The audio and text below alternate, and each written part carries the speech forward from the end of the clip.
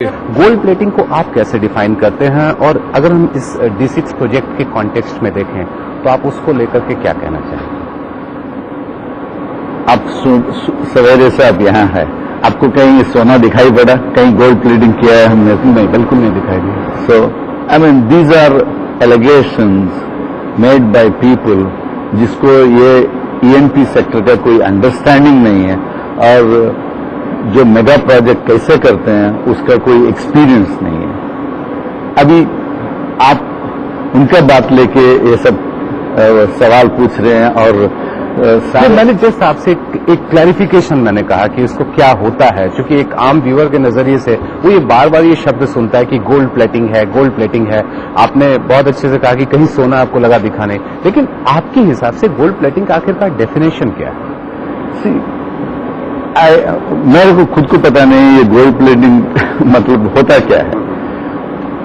If gold plating is to build an asset that is very reliable to operate and that is built to last, then I understand what is gold plating. हम जितने भी asset बनाए हैं, जैसे मैंने पहले भी कहा था आपको, they are all built to last. These assets are, I mean, सालों भर without any trouble चलने की लायक है, और ये भी ऐसे ही बनाया है हम लोग, और ऐसे ही बनाना चाहिए, क्योंकि the assets have to be very safe to operate, very reliable to operate, and they should be close to 100%, 99.99% availability.